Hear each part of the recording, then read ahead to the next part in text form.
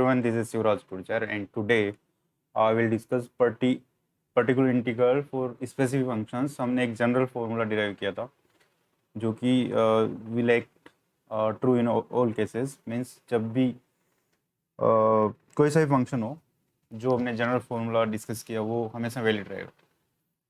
But there are some special functions जिनके लिए हम एक शॉर्ट फॉर्म डिवाइड कर सकते हैं.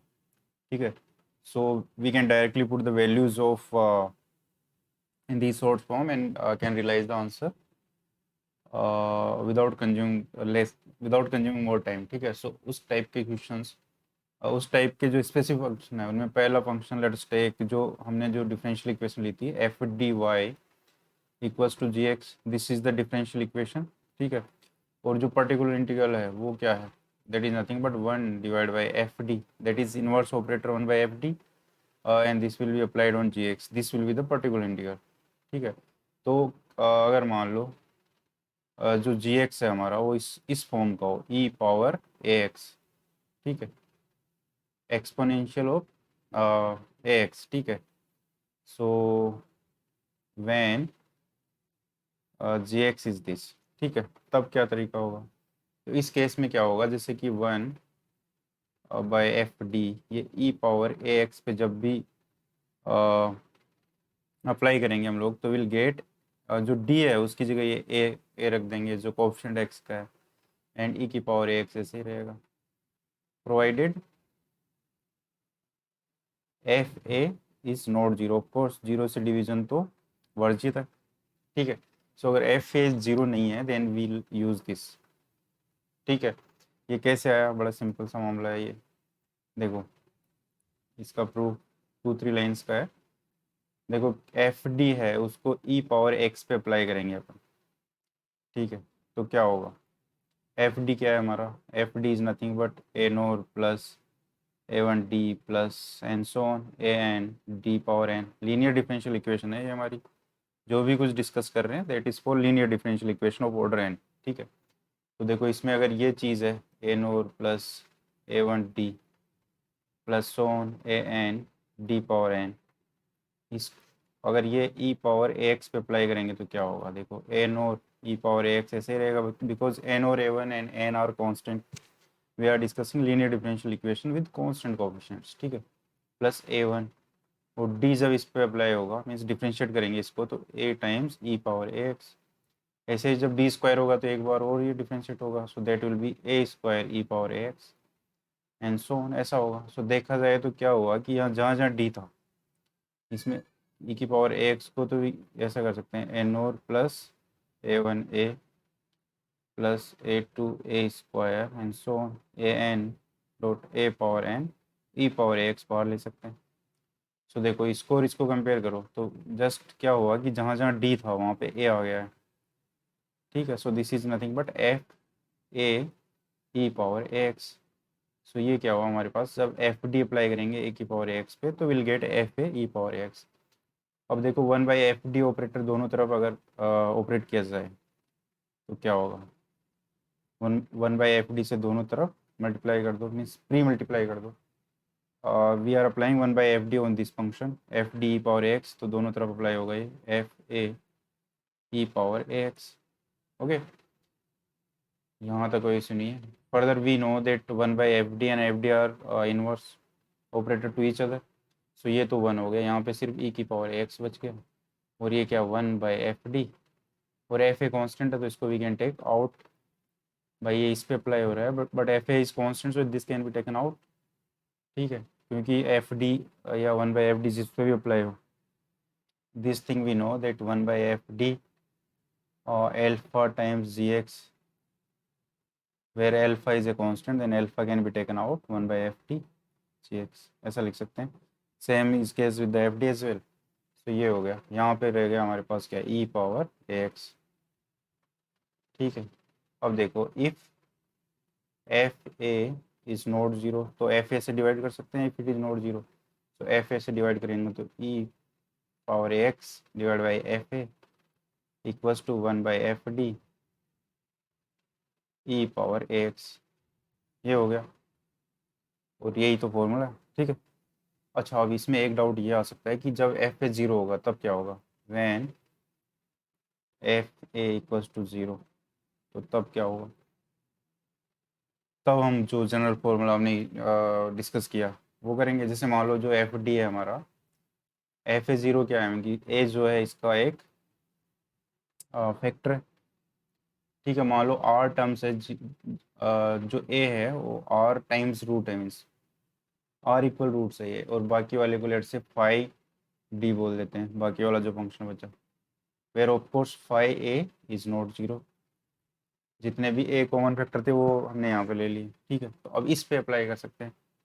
तो इसमें क्या होगा देखो, पहले एक जनरल केस ले लेते हैं। मान लो अगर ये लिया जाए 1/d-a पावर n, इसको अगर अप्लाई किया जाए मान लो एफ डी पे, तो ये क्या होगा। ठीक है, लेट्स टेक दिस फर्स्ट। तो देखो इसके लिए तो विल यूज़ द फॉर्मूला जो हमने डिस्कस किया था, d-a, इसको r-1 डॉट d-a, चलो लिख देता हूँ 1/d-a and F D no no, this is not f D, this is the function जिस पे कि अप्लाई कर रहे हैं, जो कि मान लो कुछ है जी एक्स है। यहाँ पे तो ई की पावर ए एक्स है, पर चलो हाँ ई की पावर ए एक्स है तो वही ले लेते हैं, because we are deriving for that only. So यहाँ पे ये ई की पावर ए एक्स है, तो ये इसको ऐसे लिख सकते हैं ई की power A x, this we can से।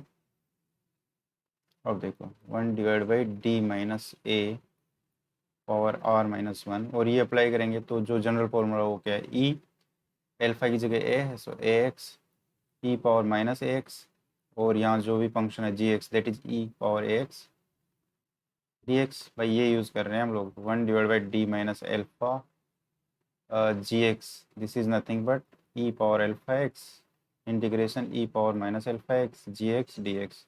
ये मैंने प्रीवियस लेक्चर में डिस्कस किया, if you doubt you may refer that. ठीक है, सो ये है, सो ये क्या हो गया 1/d-a पावर r-1 ई पावर ए एक्स, ये तो 1 हो गया, तो डी एक्स का इंटीग्रेशन क्या हो जाएगा, एक्स हो जाएगा। ठीक है, अब ऐसे ही अगर चलते जाएंगे हम, ऐसे ही अगर क्या करेंगे, फिर इसको d-a r-2 करके ई की पावर ए एक्स, और अंदर ई की पावर एक्स और ई की पावर माइनस कैंसिल होगा, सिर्फ एक्स बचेगा, तो x²/2 होगा। So by generalisation we can say this will be X power R divide by R factorial and E की पावर ए एक्स। देखो जब सिर्फ d-a था तो उसमें क्या हुआ, x डिवाइड बाई 1 फैक्टोरियल बोल सकते हैं, जब 2 है तो x² divide by 1/2 and so on. So ये हो गया इसका, so this is also important. ठीक है, सो ये याद रखा जा सकता है कि अगर n के टर्म में बोलें कि d-a पावर n, ठीक है, और e पावर ए एक्स ये फंक्शन है, तो this is nothing but x power n divide by n factorial e की पावर ए एक्स। ठीक है, ये हो गया। अब देखो हमारे पास तो क्या है, हमें देखना है ये, हमें क्या देखना है, 1/d-a पावर r 5d और e की पावर x, ये पर्टिकुलर इंटीग्रल हमें चाहिए। तो देखो पहले तो क्या कर सकते हैं कि 1/d-a पावर r को ऐसे रख लो, और यहाँ पे लिख दो 1/5d, और e की पावर ax पे ये अप्लाई होगा। तो जो हमने डिस्कस किया अभी, क्योंकि we know that 5a is not zero, ये पार्ट वी नो, तो इसको तो चलो ऐसे कैसे लिख दो, और इसको we can do what we can do कि d की जगह a रिप्लेस कर दो e की पावर x, क्योंकि ये तो फॉर्मूला हमने डिस्कस किया 1/fd, जब ऑपरेट होगा e की पावर x पे तो d की जगह m या जो कोफिशिएंट ऑफ x है a वो रिप्लेस हो जाएगा if this part is not zero, 5a is not zero, वो तो हमें पता है, क्योंकि जो जीरो वाला पार्ट था कॉमन फैक्टर वो तो हमने अलग ही कर रखा है। तो ये हो गया। अब यहाँ से क्या कर सकते हैं, 1/5 कॉन्स्टेंट है तो इसको बाहर ले सकते हैं, 1/d-a power r e power ए एक्स हो गया। सो 1/5a, और ये क्या है, ये तो हमने अभी देखा, दिस क्योंकि a टाइम ये कॉमन फैक्टर है, r टाइम्स रिपीट हो रहा है, तो x की power r divide by r factorial और e की पावर ए एक्स। ओके, सो इस केस में आंसर क्या हो गया, x/r divide by 5a into r factorial और e की पावर ए एक्स। ठीक है, और देखा जाए तो this is nothing but x power r e की पावर ए एक्स, और ये जो नीचे दिया हुआ है five r r factor, this is nothing but जो एफ हमारे पास ए था उसका आर टाइम्स डिफ्रेंशिएशन ही है ये। ठीक है, 8.8। भाई देखो हमने क्या किया, एफ डी को लिख दिया था five minus a power r five D, where five a is not zero. ठीक है, तो अब देखो इसको अगर आर टाइम्स डिफ्रेंशिएट करेंगे तो इस टर्म पे अप्लाई करेंगे तो ये क्या होगा, आर फैक्टोरियल और फाइव डी ऐसे का ऐसा ही रहेगा। ठीक है, प्लस जब फाइव डी को छोड़ दिया जाएगा ये R minus five minus,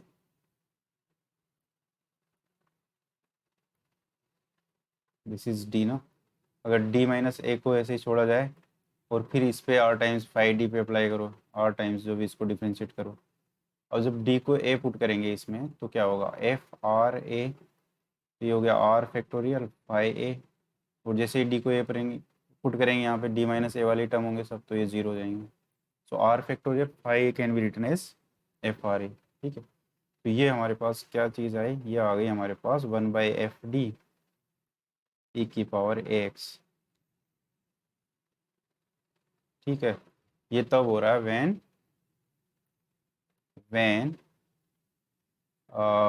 A is factor of R multiplicity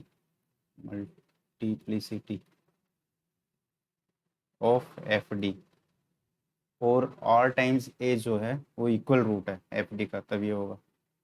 okay, सो इसको डायरेक्टली क्या करेंगे हम, विल टेक सम एग्जांपल्स कि जब इक्वल होगा तो जितने कॉमन फैक्टर है उतनी बार एफ को डिफरेंशिएट करेंगे और एक्स की पावर उतनी करके ई की पावर एक्स लिख देंगे। ओके, सो आई होप ये समझ में आता है।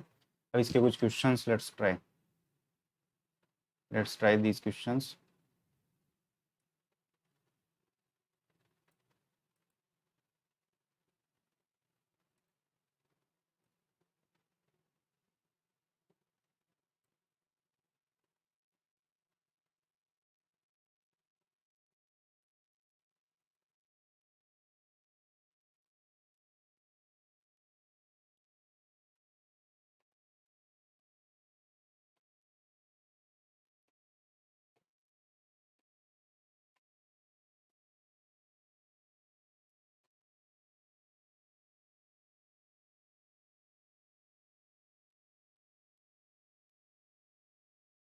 ओके, सो देखो इसमें पहले तो कॉम्प्लीमेंट्री फंक्शन देखेंगे, तो उसके लिए ऑक्सिलरी इक्वेशन लिखनी पड़ेगी। ऑक्सिलरी इक्वेशन कॉम्प्लीमेंट्री फंक्शन किसके लिए देखते हैं, this will be for D cube minus one Y equals to zero,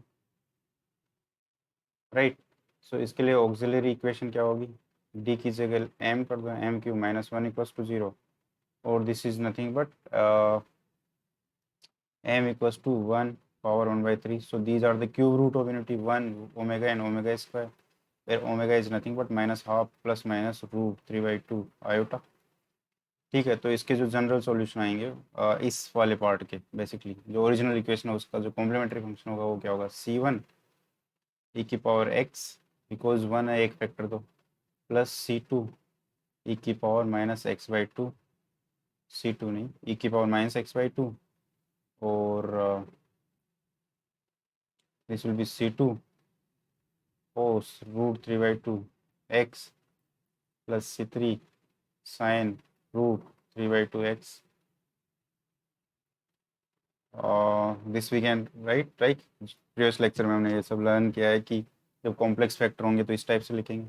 ठीक है, अब देखो अगर इसमें डाउट है तो ये मैं रेफर दो लेक्चर्स। ठीक है, अच्छा ये तो हो गया कॉम्प्लीमेंट्री फंक्शन। अब हमारा मकसद यहाँ पे मेन है पर्टिकुलर इंटीग्रल निकालने का। सो पर्टिकुलर इंटीग्रल क्या होगा, one by F D E की पावर एक्स प्लस वन की पावर थ्री, ये है जी एक्स की जगह ये चीज़ गिवन है हमें, ई की पावर एक्स प्लस वन की पावर थ्री। तो पहले तो इसको एक्सपांड करना पड़ेगा, ए प्लस बी का होल क्यूब क्या होता है, A cube that is E की पावर एक्स का cube plus one plus three A square into B plus three A B square, one divide by F D,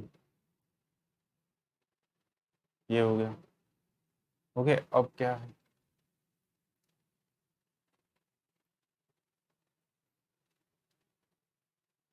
या ये हो गया एफ डी क्या है हमारे पास, F D is D cube minus one,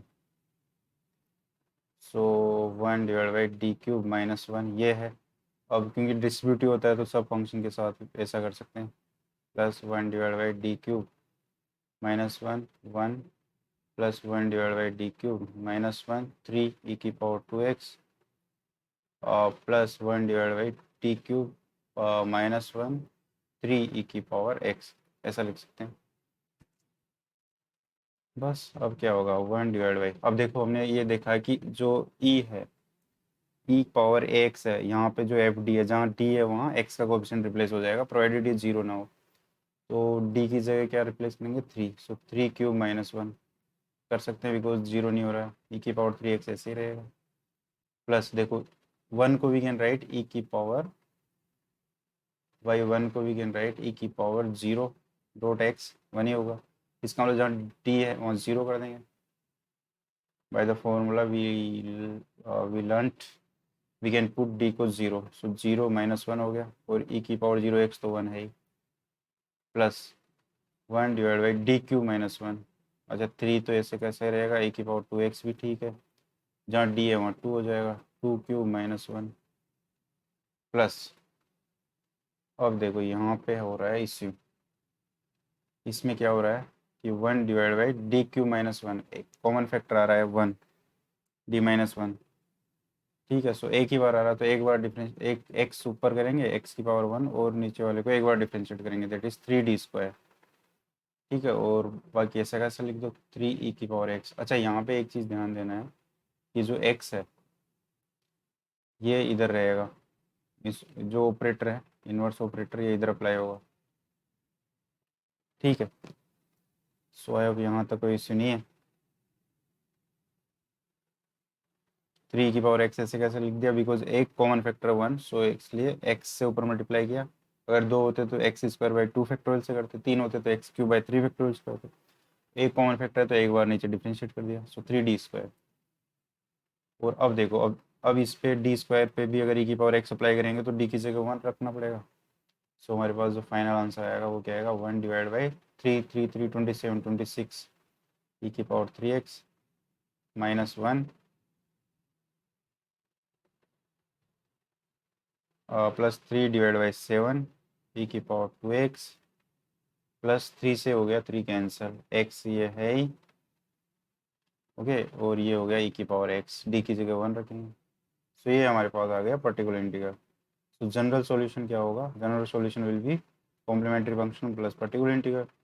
complementary function क्या है c1 e⁻x plus e⁻−x/2 c2 cos √3/2x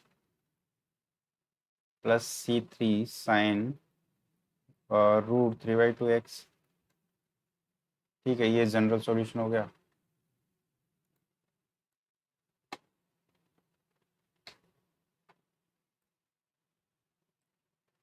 ठीक, प्लस सो पर्टिकुलर इंटीग्रल हमारे से आया ये है 1/26 e⁻3x plus 3/7 e⁻2x plus x e⁻x n -1, ठीक है। अब हमें कुछ कंडीशन भी गिवन है। Find its solution if as x tends to -∞ y tends to a finite value further y0 is 1, ठीक है। जब x इन्फिनिटी की तरफ, जब x -∞ की तरफ अप्रोच कर रहा है तो y जो है वो फाइनाइट है, ये हमें कंडीशन गिवन है। देखो जब x -∞ की तरफ जाएगा तो ये तो 0 हो जाएगी, ये भी 0 हो जाएगी, ये भी 0, सब 0 हो जाएंगे। पर ये जैसे x -∞ की तरफ जाएगा तो माइनस माइनस प्लस, तो e⁻∞ which will approach towards infinity. और कोस और साइन तो वैसे भी फाइनाइट रहते हैं, -1 से 1 के बीच ऑसिलेट करें।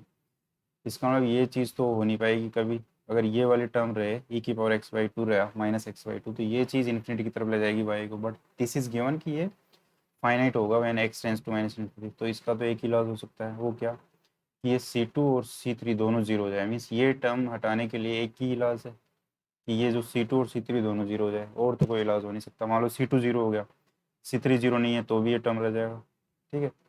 सो for this what we can say कि c2 and c3 should be 0। सो हमारे पास जो जनरल सॉल्यूशन आया वो क्या आएगा y = c1 e⁻x, ये पूरा पार्ट 0 हो गया, प्लस e⁻3x / 26 प्लस 3/7 ई की पावर 2x प्लस x ई की पावर x -1। ओके, अब हमें ये कंडीशन भी गिवन है कि y 0 है वो 1 है। सो y 0 1 है, इसका मतलब 1 इक्वल्स टू जहाँ जहाँ x वहाँ 0 रख दो, प्लस 1/26 प्लस 3/7 -1, ये पार्ट तो 0 हो गया। सो यहाँ से we can get the C1 value as well. C1 क्या होगा? C1 हो जाएगा, देखो उधर जाके वो गया 2 -1/26 -3/7, ये कॉम्प्लेक्स वैल्यू है, ये C1 आ गया वैल्यू। सो जो भी ये C1 है इसको will put here and that will be our answer. Okay, so I hope clear है। सो ये है, बस इसमें थोड़ी कैलकुलेशंस का ध्यान रखना होगा। Complementary function is okay. Then e की पावर x + 1 का क्यूब किया तो e3x + 1 + 3 a square + 3ab², right? Then this is 27 - 1, that is 26, 3 e की पावर 3x, या सी यहाँ पे 3, why this 3 e की पावर 3x, या right, this is okay. Then 1, so 1 put करेंगे यहाँ पे, 0 e की पावर 0x तो 0, this is -1। Okay, then 3 e की power 2x, 3 divide by 8 - 1, 3/7 e की पावर 2x प्लस 3 e की पावर x। सो क्योंकि एक फैक्टर कॉमन है, सो x, एन 3 से 3 गया तो x e की पावर x, या सो दिस इज द आंसर। अब ये ट्राई किया जा सकता है, देखो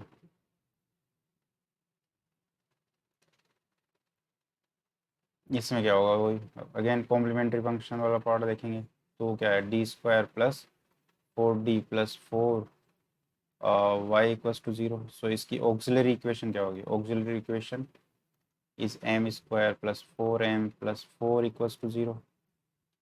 और इसको, इसके रूट्स वी कैन गेट,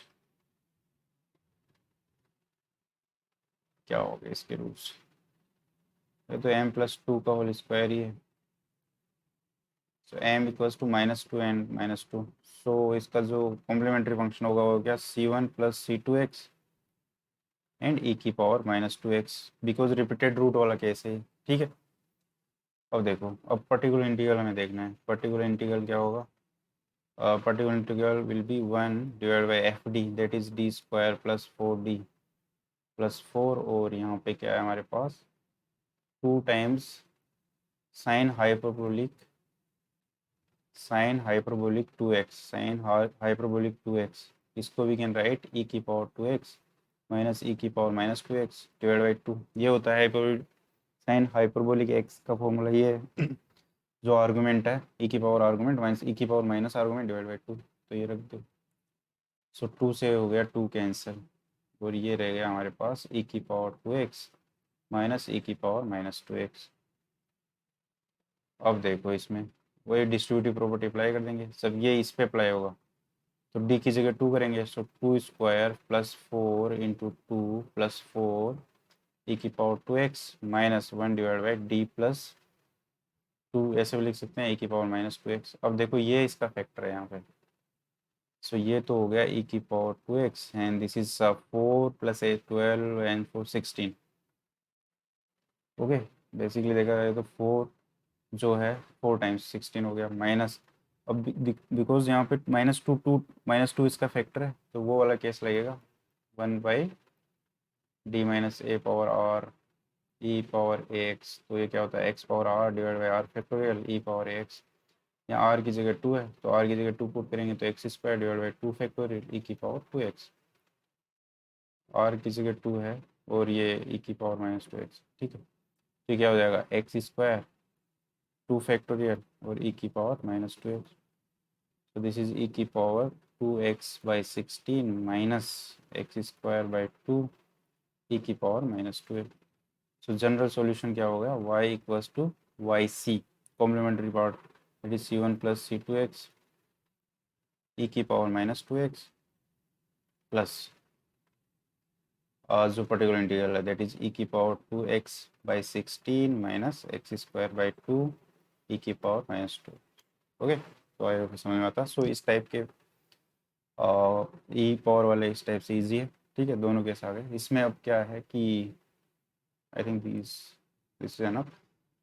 इसमें अब आप लोग प्रैक्टिस कर सकते हैं MDR एक्सरसाइज फिफ्थ में, जो चैप्टर फिफ्थ है उसमें e⁻l ax वाले जितने भी प्रॉब्लम्स है, आई थिंक 5.3 या 5.2 कुछ एक्सरसाइज है, वो यू में ट्राई